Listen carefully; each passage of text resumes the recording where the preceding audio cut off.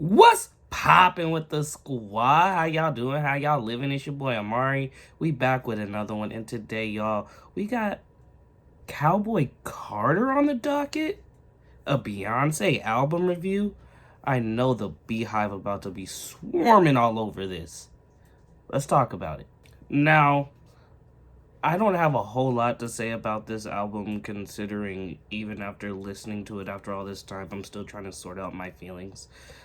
I think that I'm going to do another video where I talk about all the preconceived notions, all of the thoughts, all of the just constant questions that I've had gnawing away at me since I started listening to Cowboy Carter. That being said, for what it's worth, I don't think it's a bad album. I don't think it's a bad album, but I wouldn't say it's my favorite either.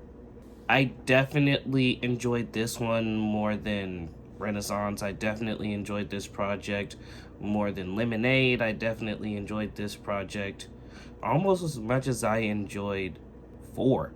And 4 was the last album that I can say I legitimately loved every single track on that project from Beyonce. That's not to take away from her other projects. Renaissance was a huge hit. I personally am just not a fan of house music, and I couldn't even bring myself to get through the full Renaissance album. So that right there was a big turnoff for me. We have the self-titled Beyonce album, which I thought was pretty good.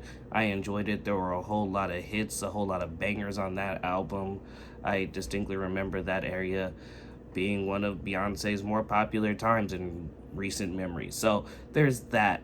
But that being said, the one question I have listening to this album is it really country? Despite the fact that I think of Beyonce as an R&B artist, as a pop artist, as, you know, even in some veins a hip hop artist, like, this album really takes Beyonce and reimagines her, because she does what I expected on this album when I heard it was a country album. She blends country and R&B and aspects of pop in it. And it goes from her vocal tones to her melodies, and really the background of each song is where the country aspect comes in. Every song on the album has that country sound.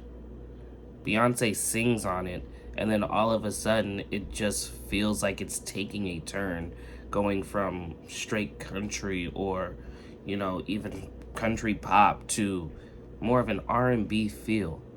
And I think that's the aspect that I like. I like the way her vocals lay on top of the tracks. I think that her powerful but at the same time soft, her amazingly dynamic but at the same time consistent vocals just add a different layer to it, and I think that's the aspect of this album that I like the most. No, I'm not the most versed in country music, and to be honest, if somebody were to ask me what really truly makes something country, I'm not sure I would be able to answer that right off the bat.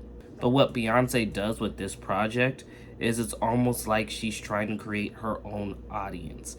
Yes, she has the Beehive, and then she has all these country fans. She has the fans of artists that she featured on the album. You know, the Willie Nelson fans, the Dolly Parton fans, the Miley Cyrus fans, the Post Malone fans. Some of my favorite tracks on this album are Daughter, Two Hands to Heaven. To be honest, I really liked her version of Jolene. Don't get me wrong, Dolly ate that up, and I don't think there's anybody topping Dolly's version of Jolene, but I will say Beyonce killed it, and I really, really enjoyed it. The more I listen to Texas Hold'em, the more I find enjoyment in listening to that. It's very catchy, gets caught in your head very easily. Then on the softer side, you have songs like 16 Carriages, which I really enjoyed. Two Hands to Heaven, one of her softer songs. It felt nice to listen to. Of course, Beyonce vocals, in my opinion, are always gonna hit nice, and you're always gonna get that enjoyment and that feeling of, ooh, that girl can sing, listening to some Beyonce vocals. But it was listening to these songs that you're really just like, admire her songwriting, because it's so different from her usual pop R&B style of writing. You can truly feel her channeling that country side of her and what she says and how she describes things, their subject matter. What I found really interesting was Levi's Jeans and Two Most Wanted, the tracks that featured Post Malone and Miley Cyrus respectively. I really enjoyed listening to those because it was honestly more of a duet than a feature song. And hearing those contrasting voices just made me feel like, even though this isn't exactly what we're used to as far as country, as far as what we consider country, it works, and it works really well. Singing along with Miley Cyrus, singing along with Post Malone, it didn't feel out of place. It didn't feel forced. It didn't feel like they necessarily had to change anything just to fit with the artist, just to fit the track, just to fit the sound. And I think that's a really dope thing that she did. Even on the track Tyrant with Dolly Parton, it still came together and meshed really well.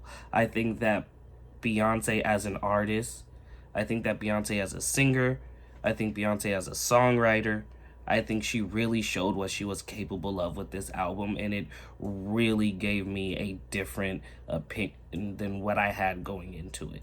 Even production-wise, as far as the album goes, you couldn't tell this was a country-produced album, straight up, through and through. But what I do like is that on the softer edges of it, it does feel a little poppy. It does feel a little more R&B-ish. It does feel like the Beyonce that we know and we love. It just feels like she's also opening another part of her to blend in with what we know. And I think she does that incredibly well. It's hard for me to say I didn't like this album. I can say that at first, it was weird listening to it. A lot of tracks left me questioning, like, do I really like this? Do I really think this is dope? Do I really consider this country? But by the second listen through, I was all but convinced, yo, I really enjoy this project. And for an artist to take the doubts that you have going into an album and basically wash them away by the time you're done with an album shows that they know what they're doing with their craft. It shows that they know what they're doing with their artistry. She took a chance. She gambled on this because she didn't know, well, probably besides the Beehive, because they love everything Beyonce does. She didn't know how the world would react to this, but she did it anyway. She decided to let us see this. And honestly, I am not mad at that. With all that being said, honestly, I give this album a 7 out of 10.